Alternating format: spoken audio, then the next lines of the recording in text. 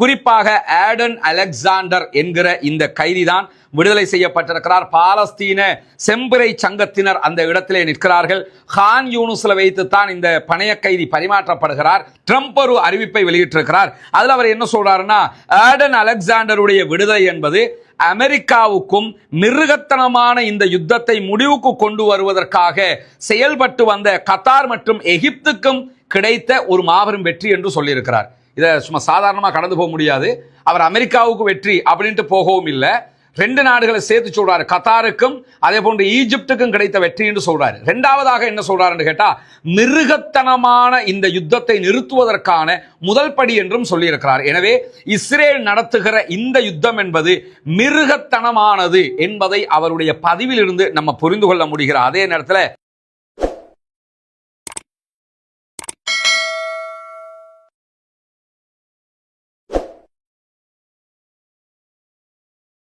அன்பிற்கினிய சகோதர சகோதரிகளே, நம் அனைவர் மீதும் ஏக இறைவனுடைய அமைதியும் கருணையும் உண்டாகட்டுமாக. அஸ்ஸலாமு அலைக்கும் வரஹ்மத்துல்லாஹி வபரகாத்துஹு. இன்றைக்கு காசா தொடர்பாக கிட்டத்தட்ட 584வது நாளாகவும் அங்கு என்ன நடக்கிறது என்கிற செய்திகளை பார்க்க இருக்கிற இந்த சந்தர்ப்பம் என்பது மகிழ்ச்சிகரமான ஒரு சந்தர்ப்பமாக இருக்கிறது. காரணம் என்னன்னா, காசாவினுடைய யுத்த நிறுத்தத்திற்கான ரொம்ப நெருக்கத்தில் நாம் இருக்கிறோம் என்பதை அடையாளம் காண முடிகிறது. குறிப்பாக நாளைய தினம் சவுதி அரேபியா, கத்தார், UAE உள்ளிட்ட நாடுகளுக்கு 3 நாள் பயணமாக அமெரிக்க ஜனாதிபதி டொனால்ட் ட்ரம்ப் செல்ல இருக்கிறார். டொனால்ட் ட்ரம்ப் அதிபராக பதவியேற்றதிலிருந்து முதல் தடவையாக வெளிநாட்டு பயணம் மேற்கொள்கிறார். அந்த முதல் பயணமே மத்திய கிழக்கு நாடுகளுக்கான பயணமாக இருக்கிறது. இதே நேரத்தில் அவருடைய ஆட்சி ஆரம்பித்து இந்த ஒரு சில நாட்களுக்குள்ளாக நிறைய வேலைகள் அவர் பார்த்திருக்கிறாருங்கிறது நமக்கு தெரியும். எக்கானமிக்ஸ் ரீதியாக பல நாடுகளுக்கு அவருடைய அழுத்தம் இருந்தாலும் யமன்ல இருக்கக்கூடிய ஹூதிகளோடு வாய்மொழி மூலமான ஒரு ஒப்பந்தத்தை எட்டி இருக்கிறார். அது மிகப்பெரிய வெற்றியாக கருதப்படுகிற அதே நேரத்தில் ஈரானோடு யுத்தமற்ற ஒரு அழகான பேச்சுவார்த்தைக்கு முனைந்திருக்கிறார். அதுவும் அமெரிக்கர்களுக்கு கிடைத்த வெற்றி மட்டுமல்ல, உண்மையில் ஈரானுடைய சாணக்கியத்தனத்துக்கு கிடைத்த வெற்றியாகவும் பார்க்கப்படுகிறது. இப்படி பல இடங்கள் இந்த சேஞ்சுகளை பண்ணி வர்றாரு. உக்ரைனை கண்ட்ரோலுக்குள்ள கொண்டு வந்திருக்கிறாரு. ஆப்பிரிக்க நாடுகளில் சில வேலைகளை பண்றாரு. எல்லாமே பிசினஸ், அவ்வளவுதான். அவர் என்ன பார்க்கிறாருன்னா, வியாபாரமாக பார்க்கிறார். குறிப்பாக இந்த சண்டைகளை வச்சு ஆயுத வியாபாரம் பண்ணி சம்பாதிக்கிறத விட சண்டை இல்லாமலேயே ஆயுதத்தையும் விற்க முடியும், அதே நேரத்தில் பிசினஸையும் கரெக்டா பண்ண முடியும்னு நினைக்கிறாரு. நமக்கு அதெல்லாம் பிரச்சனை இல்லை. காசாவுல யுத்தம் நிற்கணும், அப்பாவிகள் கொல்லப்படுவது நிறுத்தப்பட வேண்டும் என்பதுதான் ஆரம்பம் முதன்மையான தேவையாக இருக்கிறது. அதே நேரத்தில் பாலஸ்தீனம் சுதந்திர பூமியாக மாற வேண்டும். பொறுத்திருந்து பார்ப்போம் அவர் விடுக்க போகிற அறிவிப்பு என்ன என்பது. இந்த நேரத்தில் மிக முக்கியமாக கடந்த 24 மணி நேரங்களுக்குள்ளாக 33 அப்பாவிகள் கொல்லப்பட்டிருக்கிறார்கள், ஷஹீதாகி இருக்கிறார்கள், 94 பேர் படுகாயம் அடைந்திருக்கிறார்கள் என்கிறது பாலஸ்தீன சுகாதார அமைச்சகம். இந்த நேரத்தில் வெளியாகி இருக்கக்கூடிய மிக முக்கியமான மகிழ்ச்சிகரமான செய்தி என்னன்னு சொன்னா, அமெரிக்காவினுடைய ஒரு பணைய கைதியும் பாலஸ்தீன விடுதலை அமைப்பினரிடத்துல இருக்கிறாருங்கிறது நமக்கு தெரியும். அவர் சற்று நேரத்துக்கு முன்பதாக விடுதலை செய்யப்பட்டிருக்கிறார். இஸ்ரேல் அமெரிக்காவினுடைய இராணுவங்கள் ஹெலிகாப்டர் மூலமாக காசாவுக்குள் தரையிறக்கப்பட்டு பாலஸ்தீன விடுதலை போராளிகளிடமிருந்து அவர் விடுவிக்கப்பட்டிருக்கிறார். இதற்கான பேச்சுவார்த்தை நேரடியாக அமெரிக்காவே பாலஸ்தீன விடுதலை போராளிகளோடு நடத்தி இருக்கிறது. குறிப்பாக ஆடன் அலெக்சாண்டர் என்கிற இந்த கைதிதான் விடுதலை செய்யப்பட்டிருக்கிறார். பாலஸ்தீன செம்பிறை சங்கத்தினர் அந்த இடத்திலே நிற்கிறார்கள். கான் யூனுஸ்ல வைத்துத்தான் இந்த பணைய கைதி பரிமாற்றப்படுகிறார். அமெரிக்காவினுடைய அதிகாரிகளும் இஸ்ரேலுடைய அதிகாரிகளும் இருக்கும் இடத்தில் தான் இந்த பணைய கைதிகளுடைய பரிமாற்றம் நடந்திருக்கக்கூடிய நேரத்தில் ட்ரம்ப் ஒரு அறிவிப்பை வெளியிட்டிருக்கிறார். அதுல அவர் என்ன சொல்றாருன்னா, ஆடன் அலெக்சாண்டருடைய விடுதலை என்பது அமெரிக்காவுக்கும் மிருகத்தனமான இந்த யுத்தத்தை முடிவுக்கு கொண்டு வருவதற்காக செயல்பட்டு வந்த கத்தார் மற்றும் எகிப்துக்கும் கிடைத்த ஒரு மாபெரும் வெற்றி என்று சொல்லியிருக்கிறார். இதை சும்மா சாதாரணமாக கடந்து போக முடியாது.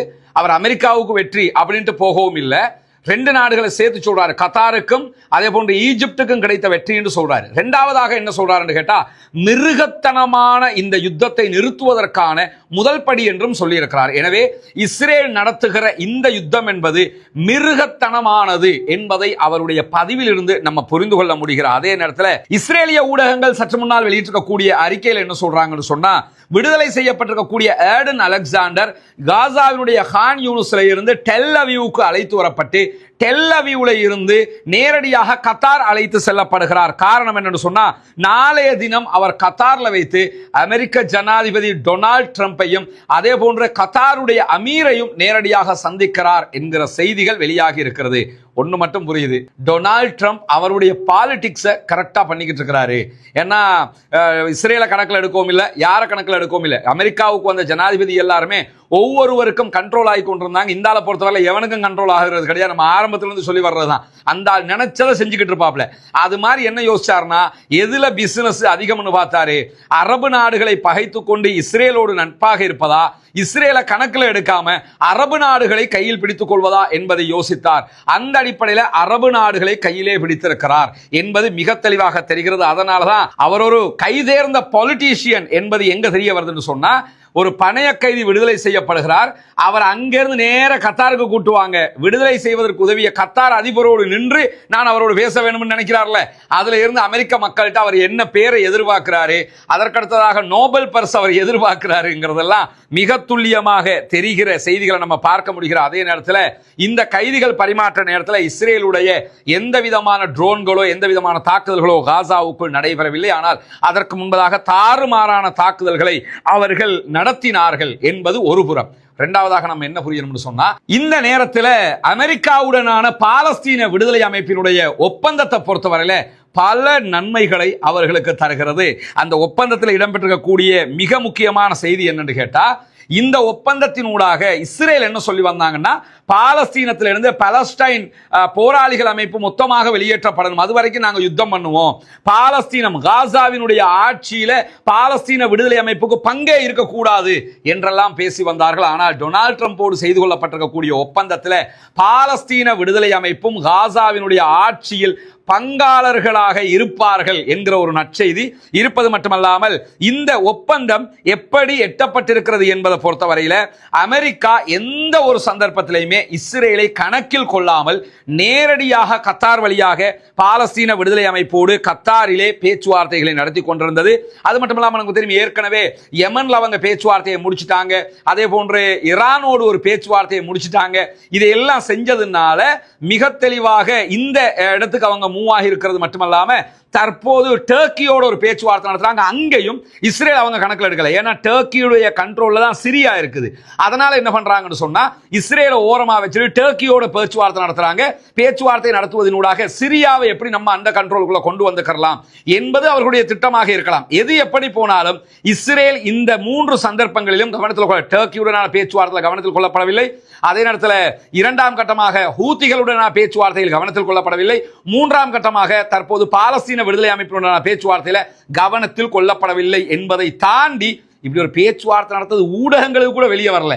ரொம்ப காதும் வச்ச மாதிரி பேசுவாங்கன்னு சொல்லுவாங்கல்ல, அந்த மாதிரி பாலஸ்தீன விடுதலை அமைப்பு இந்த கட்டத்தில் பேச்சுவார்த்தை நடத்தி இன்னைக்கு இஸ்ரேலுடைய ஊடகங்கள் என்ன சொல்றாங்கன்னா, இஸ்ரேலுடைய நலனை பற்றி அமெரிக்கா கிஞ்சிட்டும் கவலைப்படவில்லை. ஏன்னா அமெரிக்காவினுடைய அந்த ஹிஸ்டரியை நீங்க எடுத்துக்கிட்டீங்கன்னா, இஸ்ரேலை பாதுகாக்கிறது அமெரிக்கா தான். அதுவும் குறிப்பாக நெத்தனியாகு நீங்க எடுத்துக்கிட்டீங்கன்னா, அவர் பில் கிளின்டனுடைய ஆட்சி காலத்திலும் அவர் பொறுப்பில் இருந்திருக்கிறாரு, அதற்கு பிறகு ஒபாமா ஆட்சி காலத்தில் இருந்தாரு, அதே போன்று டொனால்ட் ட்ரம்பினுடைய 2 ஆட்சி காலத்திலும் அவர் பொறுப்பில், இப்படி பல ஆட்சியாளருடைய காலத்தில் அவர் இருந்தாலும் அவரால் எதுவும் செய்ய முடியாமல் போயிருக்கிறது. அவரை இனிமே நாங்கள் நம்ப தயாரில்லைன்னு அமெரிக்கா முடிவுக்கு வந்துட்டாங்கிறது மிக தெளிவாக தெரிகிற அதே நேரத்தில் இந்த பேச்சுவார்த்தைகளில் மேலதிகமாக 3 இஸ்ரேலுடைய கைதிகளையும் கூட பாலஸ்தீன விடுதலை அமைப்பு விடுதலை செய்வதற்கு ஒப்புக்கொண்டிருக்கிறார்கள் என்கிற செய்திகளும் வெளியாகி இருக்கிறது. இந்த இடத்துல நீங்க என்ன பார்க்கணும்னு சொன்னா, இஸ்ரேலுக்கு 2 மடங்கு தோல்விகள் ஏற்பட்டிருக்கிறது. ஏன்னா டொனால்ட் ட்ரம்ப் வந்தது போல நாங்க யுத்தத்தை அதிகரிப்போம்னு சொன்னாங்க,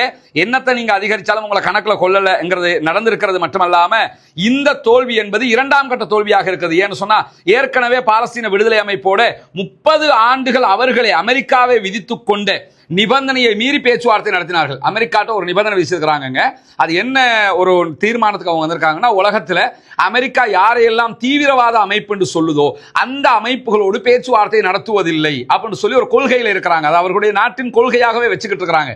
அந்த கொள்கையை பிரேக் பண்ணின ஒரு ஜனாதிபதி இருப்பாருன்னா அது டொனால்ட் ட்ரம்ப் தான். அதை பிரேக் பண்ணி தான் அவர் ஹூதிகளோட பேச்சுவார்த்தை நடத்தினாரு. அவங்க ஒரு அரசாங்கமாக சொல்லிக் கொண்டாலும் அமெரிக்கா அவர்களை அரசாக ஏற்றுக்கொள்ளவில்லை, தீவிரவாத அமைப்பா தான் நினைச்சுக்கிட்டு இருக்காங்க. அதே மாதிரி நீங்க பாலஸ்தீன விடுதலை அமைப்பை எடுத்துக்கிட்டா அவங்களையும் அவங்களோட கண்ணோட்டத்தில் தீவிரவாத அமைப்பா தான் வச்சிருக்காங்க. ஆனா அவர்களுடைய 30 ஆண்டு கால அந்த நிபந்தனையை மீறி டொனால்ட் ட்ரம்ப் என்ன பண்ணார், நேரடியாக பேச்சுவார்த்தை நடத்தி இருக்கிறார். இதுவும் இஸ்ரேலுக்கு கிடைத்திருக்கக்கூடிய மிகப்பெரிய தோல்வியாக பார்க்கப்படுகிற நேரத்தில் தான் இஸ்ரேலுக்கு தெரியாமல் நடந்திருக்கக்கூடிய இந்த பேச்சுவார்த்தைகளால் பாலஸ்தீன விடுதலை அமைப்பு பாலஸ்தீனத்தின் ஆட்சியின் பங்காளர்களாக இருக்கலாம் என்பதும் உறுதிப்படுத்தப்பட்டிருக்கிற அதே நேரம் இஸ்ரேல் என்ன பண்ணாங்கன்னா, யுத்தம் பண்ணி ஜெயிக்க முடியல. அப்ப என்ன பண்ணலாம்னா, ஹிட்லர் எடுத்த ஒரு ஆயுதத்தை கையில் எடுத்தாங்க. என்ன ஆயுதத்தைன்னா, பட்டினி போட்டு கொள்ளுவது. சாப்பிட வழி இல்லை, சாப்பாட்டை உள்ள அனுப்ப மாட்டோம் என்ன வச்சுட்டோம்னா அப்ப பாலஸ்தீன விடுதலை அமைப்பு கண்ட்ரோல் ஆகுவாங்க, அடிபணிஞ்சு வருவாங்க, சரண்டர் ஆகுவாங்கன்னு நினைச்சாங்க. அதையும் செய்யுங்கள், செய்து பாருங்கள் என்று அமெரிக்கா விட்டுட்டு இருந்துச்சு. 45 நாட்களாக பாலஸ்தீன மக்களுக்கு எந்த உணவும் கொடுக்காமல் தொடர்ந்து தாக்குதல்களை நடத்தி கொண்டிருந்தார்கள். அதிலும் இஸ்ரேல் தோற்றுவிட்டது என்கிற நிலை தற்போது வந்திருக்கிறதுனா, அவங்க தங்களுடைய நாட்டுக்காக போராடுகிறவர்கள், தங்களுடைய மார்க்கத்திற்காக போராடுகிறவர்கள், எங்க நாடு எங்களுக்கு வேணும்னு நிற்கிறவனுக்கு நீ பட்டினி போட்டாலாம் சரிப்பட்டு வருமா? பட்டினி போட்டார்கள், குண்டு போட்டார்கள், எல்லாத்தையும் போட்டார்கள். எது நடந்தாலும் விடமாட்டோம் என்ற அவர்களுடைய பிடிவாதம், அவர்களுடைய அந்த இறுக்கமான பிடிதான் அவர்களை வெற்றியை நோக்கி அழைத்து சென்று கொண்டிருக்கிறது. எனவேதான் தற்போது பாலஸ்தீன விடுதலை அமைப்பு மேல இஸ்ரேல் நடத்திய ஆயுத ரீதியிலான தாக்குதல்களும் தோல்வி அடைந்து கொண்டிருக்கிறது. அதே போன்று பட்டினியை ஆயுதமாக்கி இருந்தார்கள். இந்த ரீதியிலான தாக்குதல்களும் தற்போது தோல்வி அடைந்திருக்கக்கூடிய நேரத்தில் இன்றைக்கு வெளியாகி இருக்கக்கூடிய ஒரு அதாவது நியூயார்க் டைம்ஸ் வெளியிட்டிருக்கக்கூடிய ஒரு கட்டுரையில் என்ன சொல்றாங்கன்னா, நெத்தன்யாஹுக்கு தற்போது 2 பிரச்சனைகள் இருக்கிறது அப்படிங்கிறாங்க. யதார்த்தமும் அதான். ஒன்றோ அவர் என்ன செய்யணும்னா, யுத்தத்தை நிறுத்திட்டு எலெக்ஷனுக்கு போகணும். யுத்தத்தை நிறுத்தினாருன்னா அரசியல்ல தோத்து போயிடுவாரு. யுத்தம் நின்று முடிய எலெக்ஷன் நடத்தப்பட்டால் தேர்தலில் தோல்வி அடைவார். எனவே தேர்தலில் தோல்விதான் என்று தெரிந்து கொண்டு யுத்தத்தை நிறுத்த வேண்டும். இல்லை என்று சொன்னால் யுத்தத்தை அவர் தொடர வேண்டும். டொனால்ட் ட்ரம்பை பகைத்துக் கொள்ள வேண்டும் நேரடியாக. எதை செய்ய போறாரு? அவர்கிட்ட தான் சாய்ஸ் இருக்குது. ஒன்றோ டொனால்ட் ட்ரம்பை பகைச்சுக்கிட்டு அவர் யுத்தம் பண்ணனு, இல்லைன்னு சொல்லி சொன்னா யுத்தத்தை நிறுத்திட்டு எலெக்ஷனுக்கு போய் தோற்று போய் வீட்டுக்கு போகணும், கூடவே ஜெயிலுக்கும் போக வேண்டி வரும். இப்படி அவருடைய நிலை அதோ கதியாக மாறி இருக்கிறது. நம்முடைய பிரார்த்தனைகள் வீண் போகவில்லை என்பதை மீண்டும் மீண்டும் நினைவில் வைத்துக் கொள்ளுங்கள். பெஞ்சமின் நெத்தன்யாகு ஒரு அனாதை பிணமாக ஆகிற நேரம் ரொம்ப நெருங்கி கொண்டிருக்கிறது. அத்தனை 1000 மக்களை கொன்று குவித்து காசாவை அழித்து நொறுக்கிய அந்த மனிதன் கண்டிப்பாக ஒரு அனாதை பிணமாக மாறுகிற அளவுக்கு டொனால்ட் ட்ரம்பே தற்போது அவரை கைவிட்டிருக்கிறார் என்பது நமக்கெல்லாம் மிக தெளிவாக தெரிகிற நேரத்தில் இன்றைக்கு பாலஸ்தீனம் மேல இஸ்ரேல் நிறைய தாக்குதல்கள் நடத்திய அதே நேரத்தில் காசாவினுடைய கிழக்கில் இருக்கக்கூடிய தூஃபா பகுதிகளில் இன்றைக்கு ஷாஃப் அதே போன்று சுரானி என்கிற பகுதிகளுக்கு இடைப்பட்ட இடத்துல இஸ்ரேலிய ஆக்கிரமிப்பு ராணுவத்தின் மீது தாக்குதல் நடத்தி இருக்கிறது பாலஸ்தீன விடுதலை அமைப்பு. அதில் 3 மெர்காவா டேங்குகள் அளிக்கப்பட்டிருப்பதாக அல் அக்ஸா தொலைக்காட்சி செய்தி வெளியிட்டிருக்கிறது. 3 மெர்காவா டேங்க்னா குறைஞ்ச 15 பேர் கொல்லப்பட்டிருப்பாங்க. உடனடியாக அந்த இடத்திற்கு அவர்களுடைய ராணுவ படையினுடைய அந்த ஹெலிகாப்டர் வந்து புகை குண்டுகளை போட்டு பிணங்களை அள்ளிக்கொண்டு சென்றது என்கிற மகிழ்ச்சிகரமான செய்தியும் இன்றைக்கு வெளியாகி இருக்கக்கூடிய நேரத்தில் இன்றைய தினம் வெளியாகி இருக்கக்கூடிய இன்னும் ஒரு முக்கியமான செய்தி என்ன, யமன்ல இருந்து இஸ்ரேல் மேலே இன்றைக்கும் தாக்குதல் நடத்தப்பட்டிருக்கு. தாக்குதலை முறியடித்திருக்கிறோம் என்கிறது இஸ்ரேலுடைய ஆயுத பிரிவு. ஆனாலும் தாக்குதல் துல்லியமாக நடந்தேறி இருக்கிறது என்கிறது ஹூதிகளுடைய படைப்பிரிவு என்கிற செய்திகள் வெளியாகி இருக்கக்கூடிய நேரத்தில் தான் இலங்கையினுடைய கிழக்கு மாகாணம் பொத்துவில்ல நம்ம செய்து வரக்கூடிய ஏழை மக்களுக்கான வீட்டு திட்டத்தை இன்றைக்கு பார்வையிட வந்திருக்கிறோம். இன்ஷா அல்லாஹ் வெகு விரைவில் இந்த 5 வீடுகள் கையளிக்க இருக்கிறோம் அல்ஹம்துலில்லாஹ். எனவே இந்த வீடுகளில் தற்போதைய நிலை எப்படி இருக்குது, என்ன மாதிரி கட்டுமானங்கள் நடந்திருக்குங்கிறத தான் இந்த வீடியோவில் பார்க்க போகிறோம். வாங்க ஒரு ஹோம் டூராகவே அதை நம்ம பார்ப்போம் இன்ஷா அல்லாஹ். முதலில் இதற்காக உதவக்கூடிய அத்தனை பேருக்கும் தங்களால் உதவ முடியாவிட்டாலும் இந்த பணி சிறப்பாக அமைய வேண்டும் என்று ஒவ்வொரு நாளும் பிரார்த்திக்கக்கூடிய சகோதரர்களுக்கும் என்னை தொடர்பு கொண்டு இது சம்பந்தமான விவகாரங்களை கேட்டு அறிந்து அந்த உதவி செய்யக்கூடிய மக்களுக்காக பிரார்த்தனை செய்யக்கூடிய அனைத்து நல்லுள்ளங்களுக்கும் ஆரம்பமாகவே நான் நன்றியையும் பிரார்த்தனையும் தெரிவித்துக் கொள்கிற நேரத்தில் தொடர்ந்து வாங்க என்ன நடக்குதுங்கிறத பார்ப்போம். இது எல்லாமே நீங்கள் தருகிற சதக்கா தான தர்மங்களை கொண்டுதான் நம்ம பண்ணிக்கிட்டு இருக்கிறோம். இறைவனுடைய ரொம்ப மகிழ்ச்சியா இருக்குது. வீடு ரொம்ப அழகாக அவங்களுக்கு திருப்திகரமாக வந்திருக்குது. இன்ஷா அல்லாஹ் இந்த மாத கடைசிக்குள்ள முடிக்கிற பிளான்ல இருக்கிறோம். அதனால் மிகச்சிறப்பாக முடியும் என்கிற சந்தோஷமான செய்தியையும் உங்களோட பகிர்ந்து கொள்றோம். வாங்க அடுத்தடுத்த வீடியோல பார்ப்போம். இதுதான் நம்முடைய 2வது வீடு சற்று விரைவில் ட்ரைனேஜ் வேலை நடக்குது. பூசுகிற வேலை ஆரம்பிச்சிட்டாங்க எல்லா இடத்துல. பாஸ் உள்ள போகிறோம் விட மாட்டீங்கானே பாஸ். இப்போ இதில் அந்த டாய்லெட்டுக்குரிய வாசல் எப்படி வைப்பீங்க? இப்போ அந்த பக்கம் இருக்கு இதுக்காக வைப்பீங்களா டாய்லெட்டுக்கு வாசல்? அங்கிட்டு வைப்பீங்களா? அது வெளியேக்கி. Okay okay okay 2 okay. இது 3வது வீடு இதாக இருக்குது. என்னுடைய காட்சியை நீங்கள் பார்க்குறீங்க. இது வந்து ட்ரைனேஜ். இது நாங்கள் முன்னாடி கொண்டு வர்றோம் என்னென்னு சொன்னால், அங்கிட்டு வந்து அடுத்த பக்கம் கிணறு இருக்கிறதுனால இந்த ஏரியாவில் ஒரு கிணறு ஒன்று இருக்குது. அதுக்கு டிஸ்டர்ப் ஆகிடக்கூடாதுன்ட்டு ட்ரைனேஜை முன்னாடி கொண்டு வந்திருக்கேன். அப்படி கம்ப்ளீட்டாக மூடிடுவாங்க. மற்றதெல்லாம் பின்னாடி தான் வந்திருக்குது. இதுக்கு ஜன்னல் எல்லாம் வச்சுட்டாங்க. ஆமாம், இங்கேயும் இதை வயரிங்கை முடிச்சிட்டாங்க. அந்த பட்டை மட்டும்தான் இவருக்கு ஒன்று போடுறதுக்கு இருக்குதுன்னு நினைக்கிறேன். லைனை கொடுத்தாங்கன்னா சரி. கிச்சன் வேலையும் ஓரளவுக்கு முடிச்சு தான் வச்சுருக்குறாங்க. முடிச்சிட்டாங்க. பாத்ரூம் நல்லா பெருசாக தான் இருக்குது. அப்படியே அடுத்த வீட்டுக்கு போமா. இது 3வது வீடு. இதுக்கு உதவி செஞ்ச எல்லா சகோதரர்களுக்கும் நல்லா அருள் புரியணும். இது வந்து ஓடு மேலே போட்டுக்கிட்டு இருக்கிறோம். அதுக்கும் வந்து இறங்கி இருக்குது. இது வந்து நம்பர் 1 குவாலிட்டி ஓடுன்னு சொல்லுவாங்க. 3 குவாலிட்டி இருக்கிறதா சொல்லப்படுது. இதில் நம்ம எடுத்துருக்கிறது நம்பர் 1 குவாலிட்டி. நம்பர் 1 தான் எடுத்துருக்கிறோம். செகண்ட் குவாலிட்டியோ அல்லது தேர்ட் குவாலிட்டியோ நம்ம எடுக்கலை.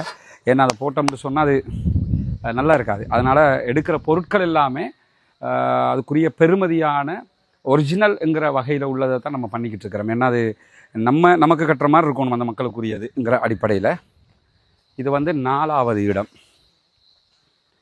இது பூசுறதுக்குரிய மண் இறக்கியிருக்கிறாங்க. எப்படி இருக்கிறீங்க? வேலை எப்படி போகுதா? பாஸ் தான் எங்க ஃபுல் பிஸியாக இருக்கார் பாஸ். அது சரி பாஸ். இதை எல்லாத்தையும் இந்த மாதத்துக்குள்ளே முடிப்பீங்களா? இன்ஷா அல்லாஹ் முடிச்சு தாங்க இன்ஷா அல்லாஹ். சார் நல்ல திருப்தியாக இருக்குது. அதான் நான் மக்களுக்குன்னு சொல்லி கொண்டிருக்கேன். அதான் ரொம்ப திருப்தியாக இருக்குது எங்களுக்கு. அல்ஹம்துலில்லாஹ். இது 5வது ஃபைனல் கட்டிக்கிட்டு இருக்கிறாங்க. இது பின்பகுதியால் நம்ம இப்போ போய்கிட்டு இருக்கிறோம். பாத்ரூம் எல்லாம் சூப்பராக இருக்குது மாஷா அல்லாஹ். மேலே கோப்பிசம் அடிக்கிறாங்க, வகலை போடுறாங்க. இவங்க தான் நீங்கள் நின்று வேலையை ஃபௌமி. இது நமக்கு இது கடைசி வீடு. இது எப்போ முடியும்? இந்த வீடு முடிஞ்சுது. நமக்கு ஒரு 10 daysல இந்த வீடு கம்ப்ளீட் ஆகும். எல்லாம் கம்ப்ளீட் ஆகிறதுக்கு பாஸ் சொல்கிறார் இந்த மாதம் கடைசிக்குள்ளே முடியும். இந்த மாதிரி ஒரு 25-26 தேதிக்குள்ளே டோட்டலாக வீடு எல்லாம் கம்ப்ளீட் ஆகி நமக்கு ஜூன் ஃபர்ஸ்ட் வீக்கில் ஓப்பன் செய்கிற மாதிரி செய்யலாம் இன்ஷா அல்லாஹ். அல்ஹம்துலில்லாஹ். இவர் தான் இங்கேருந்து நம்ம வேலைகளை அங்கிட்டு கொஞ்சம் சகோதரர் இருக்காங்க. அவங்கெல்லாம் சேர்ந்து தான் இங்கே வேலைகளை செய்கிறாங்க. ரொம்ப திருப்திகரமாக. நம்ம கொழும்புல இருந்தாலும் நம்மளே இங்கே இருக்கிற மாதிரி நம்ம ஒரு ஒன்ஸ் அ வீக் மாதிரி இங்கே வருவோம். வந்தால் முழு அப்டேட் டீட்டெயில்ஸோடு அல்ஹம்துலில்லாஹ் அவங்களோட வேலை பணிகளுக்கு மத்தியிலையும் இதை நின்று செய்கிறாங்க. அல்லாஹ் உங்களுக்கு நிறைய ரஹ்மத் செய்வான் இன்ஷா அல்லாஹ் மக்களுக்காக செய்கிறதுக்கு. இவங்கெல்லாம் நம்மளோட சகோதரர்கள், இந்த வேலைக்காக நிற்கக்கூடிய சகோதரர்கள்.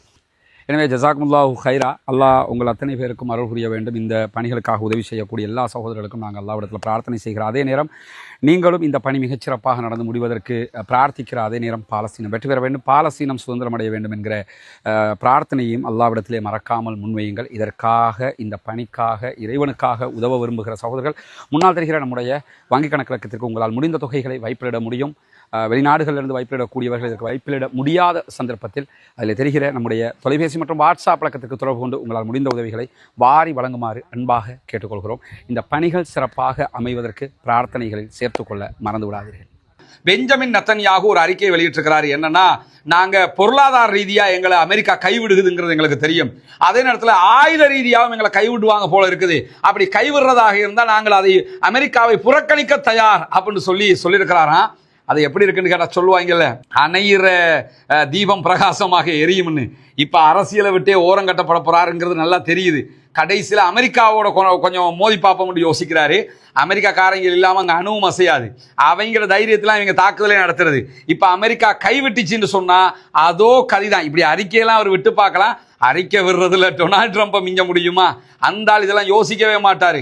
என்னடான்னு சொல்லி கலட்டி விட்டு போய்கிட்டே இருப்பாருங்கிறது அவருக்கு புரியலை போல அவர் இப்படி ஒரு அறிக்கையை வெளியிட்டிருக்கிறார். அதே நேரத்தில் காசாவில் பெரிய கொண்டாட்டங்கள் இன்றைக்கு நடைபெற்று வருகிறது, மகிழ்ச்சி கொண்டாட்டங்கள். ஏன்னா நம்முடைய நாடு சுதந்திரத்தை நோக்கி போகிறது என்கிற ஒரு நம்பிக்கை அவர்களுக்கு பிறந்திருக்கிற அதே நேரம் சற்று முன்னால் இன்னொரு அறிவிப்பு வெளியாகி இருக்கிறது. என்னன்னு சொன்னா, பேச்சுவார்த்தைக்காக அடுத்த கட்ட சமாதான பேச்சுக்களுக்காக அமெரிக்காவினுடைய கருத்துக்களை கேட்டு பெஞ்சமின் நெத்தன்யாகு தூதுக்குழுவை அனுப்புகிறார். என்ன சொல்றா, மீசல மண்ணொட்டலன்னு சொல்றதா என்னன்னு தெரியல. ஏன்னா நாங்கள் அமெரிக்காவை புறக்கணிப்போம் அப்படிங்கிறது. இப்போ உடனே என்ன செய்யறாருன்னு கேட்டா, நாங்கள் சமாதான பேச்சுக்காக தூதுக்குழுவை அனுப்புகிறோம் என்று சொல்லியிருக்கிறாரு. ஆல்ரெடி அமெரிக்காவோட எல்லாத்தையும் பேசிட்டாங்க. இப்போ என்னன்னா, அமெரிக்காவோட பேசினதை ஓகேயான்னு ஆக்கணும். அந்த செய்தி மட்டும்தான் அங்கே நடக்க போகுது. பாலஸ்தீன விடுதலை போராட்டத்தினுடைய மைட்கல்லாக இதை பார்க்க முடிகிற அதே நேரம் டொனால்ட் ட்ரம்ப் மத்திய கிழக்கிலே வைத்து ஒரு முக்கியமான அறிவித்தலை விடுக்க இருக்கிறார் என்று சொல்லியிருக்கிறார். அது பாலஸ்தீனம் தொடர்பான அறிவிப்பாக இருக்கும் என்றுதான் அத்தனை பேரும் நம்புகிறார்கள். பாலஸ்தீன சுதந்திரம் தொடர்பான அறிவிப்பாக இருக்க வேண்டும் என்று நாம் அத்தனை பேரும் பிரார்த்திக்கிறார். அதே நேரத்தில் பாலஸ்தீனத்தினுடைய இந்த யுத்த நிறுத்தத்தையும் அவர் அறிவிக்கக்கூடும். அறிவிப்பதினூடாக அவர் இன்னும் ஒரு முறை ஜனாதிபதியாக தேர்வு செய்யப்படுவதற்கும் சமாதானத்திற்கான நொபேல் பரிசை பெற்றுக்கொள்வதற்கும் அரபு நாடுகளுடனான அவருடைய ஒற்றுமையை வெளிக்காட்டுவதற்குமான காரணமாக அது அமையும் என்று எதிர்பார்க்கப்படுகிறது. அதே நேரத்தில் தோஹா கத்தார் என்ன பண்றாங்கன்னு சொன்னா, அமெரிக்க ஜனாதிபதிக்கு நம்ம நேற்று சொல்லியிருந்தோம் உறுதிப்படுத்தப்படாத செய்தி, அந்த செய்தி உறுதிப்படுத்தப்பட்டிருக்கிறது. என்னன்னா, அமெரிக்க ஜனாதிபதிக்கு 500 மில்லியன் USD பெறுமதியான ஒரு போயிங் விமானத்தை பரிசளிக்கிறாங்க. அந்த பரிசளிப்பையும் நாளைக்கு அவர் ஏற்றுக்கொள்வார் என்று சொல்லப்படுகிறது. இது எல்லாமே இந்த பேச்சுவார்த்தைக்குள்ள உள்ள வந்துடும். இந்த நடக்கக்கூடிய பேச்சுவார்த்தைகளில் இதெல்லாம் அடக்கம்ங்கிறது தெரிகிறது. எப்படியோ அமெரிக்க ஜனாதிபதி இஸ்ரேலை தவிர்த்து அரபு நாடுகளோடு நெருங்கி இருக்கிறார் என்பது வெளிப்படையாக தெரிந்திருக்கிறது. இந்த செயல்பாடுகள் மிக முக்கியமாக பாலஸ்தீனத்திற்கு நன்மை பயக்கக்கூடியதாக இருக்கும். எனவே இன்றைக்கு வெளியாக இருக்கக்கூடிய பிரேக்கிங் செய்தி இது. நாளைய தினம்தான் அமெரிக்க ஜனாதிபதி டொனால்ட் ட்ரம்ப் அங்கே பயணிக்க இருக்கிறார் என்கிற நிலையில எதிர்பார்ப்போது காத்திருங்கள். டொனால்ட் ட்ரம்பினுடைய மத்திய கிழக்கில் என்னவெல்லாம் நடக்கப் போகிறது, அவர் என்னவெல்லாம் பேச போகிறார் என்பதை உடனுக்குடன் தனித்தனி வீடியோக்களாக உங்களுக்கு தரவே காத்து கொண்டிருக்கிறோம். இந்த காசாவினுடைய அப்டேட் வளம மாதிரி நைட்ல வெளியிடப்படும். அதே நேரத்தில் இந்த டொனால்ட் ட்ரம்பினுடைய மத்திய கிழக்கு தொடர்பான செய்திகள், பயணம் தொடர்பான செய்திகள் உடனுக்குடன் தனித்தனி வீடியோவாக வெளியிடப்படும். மறவாமல் ரஸ்மின் MISC நியூஸ் என்கிற நம்முடைய சேனலையும் ரஸ்மின் MISC டாக்ஸ் என்கிற நம்முடைய யூடியூப் சேனலையும் சப்ஸ்கிரைப் செய்யாத சகோதரர்கள் சப்ஸ்கிரைப் செய்து இணைந்து கொள்ளுங்கள். இந்த செய்திகளை தொடர்ந்து நீங்கள் உடனுக்குடன் உண்மை செய்திகளை அறிந்து கொள்வதற்கு அது வாய்ப்பாக இருக்கும். பாலஸ்தீனம் வெற்றி பெற வேண்டும், பாலஸ்தீனம் சுதந்திரம் அடைய வேண்டும், பாலஸ்தீன மக்களும் நம்மை போன்ற நிம்மதியானவர்களாக மாற வேண்டும் என்கிற உயரிய பிரார்த்தனைகளோடு பாலஸ்தீன மக்களுக்காக ஜனநாயக ரீதியாக குரல் மறந்து விடாதீர்கள் சகோதரர்களே என்கிற கோரிக்கையோடு முடித்துக் கொள்கிறேன். வாஹர் தஅவானா அல்ஹம்துலில்லாஹி ரப்பில் ஆலமீன்.